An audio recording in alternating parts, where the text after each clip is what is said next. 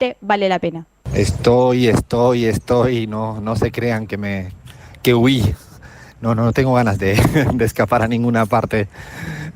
Solo que me he tomado unos días de vacaciones pizarreras. Sigo estando activo. Ya habrán visto que en el Centro Estratégico Latinoamericano de Geopolítica, CELAC Data, estamos sin parar porque no hay otra opción que esa, no queda otra que arrancar el año 2025 con análisis. Viene un año latinoamericano intenso en lo electoral y en lo político, con muchos frentes, y hay que estar, solo que estos días me los voy a tomar con cierta distancia relativa de la pizarra, pero igualmente no sé si la palabra es confío, creo que no, pero lo hacen muy bien los chicos y las chicas, el resto del equipo, así que le mando un abrazo gigante, un beso gigante a todo el equipo, a Bahía Luna, a Flavia Fiorio, a Crismar Lujano, a Gabriela Montaño y a Leandro Álvarez, además del equipo de como siempre, de sonido, a Fer, a Iván, a todo el equipo. No me responsabilizo de nada de lo que estén diciendo, absolutamente de nada, es más, puede ser que sea, en algún momento me atreva incluso a llevarles la contra. No, están haciéndolo fantástico, la verdad que disfruten con ellos que analizan todo con mucho rigor y con mucho humor, que de hecho es una mezcla muy virtuosa. Y tenía ganas de aparecer por acá, además de saludar a toda la audiencia pizarrera, que las extraño, y me lo sigo encontrando en algunos rincones de la Argentina. De hecho, ahora estaba caminando por la plaza principal de Capilla del Señor en Exaltación de la Cruz y me encontré a un señor y ahí me saludó de nuestra audiencia pizarrera. Y se agradece mucho porque, como siempre decimos, no habría posibilidad de hacer radio si no es con oyentes al otro lado. Es imposible. Así que le damos las gracias a todo el mundo. Este año vamos a seguir haciendo radio, mucha pizarra por delante. Van a venir muchas sorpresas, algunas sorpresas que en el primer programa ni siquiera vas a ver el equipo, así que vayan preparándose. Vamos a tener un cierre diferente, solo voy a decir eso. Solo una pista, vamos a tener un cierre diferente. El resto sí, el inicio seguirán siendo preguntas que tiemblan, habrá mucho análisis, mucho de todo, habrá mucha Bolivia, mucha Argentina, mucha Colombia, mucho México, mucho Estados Unidos, muchas cosas de Europa, muchas cosas que pasan en el mundo y que a veces pasan inadvertidas y que podrían ser cosas que pasan en la esquina de nuestro barrio o en la política nacional de cada país.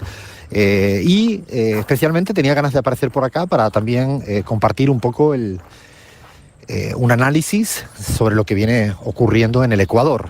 Y ahora sí, ahora ya estamos en el tramo final, estamos en lo que oficialmente ya se inauguró, que es el proceso de campaña electoral. En Ecuador, recuerden que sí, que vamos a tener elecciones allá a la vuelta de la esquina, el 9 de febrero, y se caldea el ambiente electoral. ¿Cuáles serían las tesis políticas que yo creo que son fundamentales de tener muy claras para luego poder explicar o analizar su correlato electoral, ¿no? Los números electorales no se explican sin análisis político, lo venimos repitiendo constantemente en la pizarra. Y creemos que hay, en términos tectónicos, en el Ecuador hay una identidad política que sigue siendo la mayoritaria, que es el correísmo, con la Revolución Ciudadana, con Correa, que yo creo que siempre a lo largo de este periplo en el cual no ha estado gobernando a nivel de presidencia, aunque sí han tenido protagonismo en algunas prefecturas y en algunas alcaldías relevantes, hoy en día gobierna desde la prefectura de Pichincha con Paola Pavón, hasta la de Manabí con Leonardo Orlando, hasta Guayas con Marcela Guiñaga y alcaldías fundamentales como la de Quito con Pavel Muñoz, nada más y nada menos. Pero es cierto que desde la salida de Rafael Correa, con la traición primero de Lenín Moreno y posteriormente con el gobierno de Lasso y con la continuidad de Noboa, pues ya son 6 años de no tener la responsabilidad presidencial. Y en este periplo la identidad correísta no ha salido eliminada, a pesar de los intentos permanentes y constantes de persecución judicial y de medios de comunicación, que son una orquesta sinfónica para que a veces se equivocan en creer que toda esta persecución, que dicho claramente jode, fastidia y tranca, pero no consigue un objetivo final, que es la eliminación de una identidad política que está en el imaginario de los ecuatorianos y ecuatorianas por muchas razones. Sigue siendo la principal identidad política Y sin hacer encuestas, que también lo avalan, todas las que voy revisando día a día, hoy mirando hacia atrás con datos electorales, en el 21 y en el 23 fue la fuerza más votada en primera vuelta, entre un 32 y 33%. Si lo dijéramos de manera poco cuantitativa, diríamos que, o poco precisa, es que hay un tercio, aprox, que siempre se siente identificado con las banderas del correísmo y vota en primera vuelta. Y luego creo que ahí alrededor de eso pues hay una parte de la población que nunca participa en las elecciones, es un 20% que nunca participa en las elecciones. Históricamente en el Ecuador, que es voto obligatorio, la participación gira entre el 80 y el 81% entre primera y segunda vuelta constantemente en los últimos años. Este 20% es como no está presente en las elecciones, y del resto pues hay una cuota que es anticorreísta, que yo me atrevo a decir que es una suerte de un 20-25% que es odio puro. Quizás su principal bandera es el odio hacia la otra identidad política.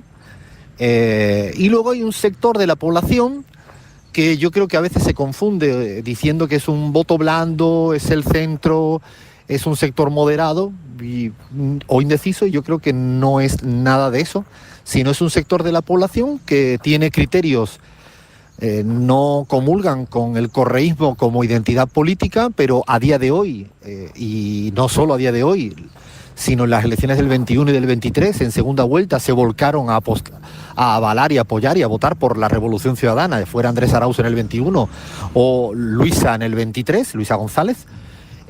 Por lo tanto, estamos hablando de que hay, si miramos con números ahí sí hiperprecisos, entre 1,2 y 1,6 millones de votantes que no votan en primera vuelta al correísmo, pero sí lo hacen en segunda. Por lo tanto, no son tan hostiles al correísmo, quizá no es su primera opción, pero sí su segunda opción. O dicho de otro modo, prefieren votar al correísmo en segunda vuelta que no la venida de gobiernos neoliberales de derecha, representado por quien fuere, en su momento Lasso, en su siguiente momento Noboa. Es un voto importante, y este es un voto con criterio político, no es un voto blando, no es un voto boludo, no es un voto de centro, no es un voto moderado.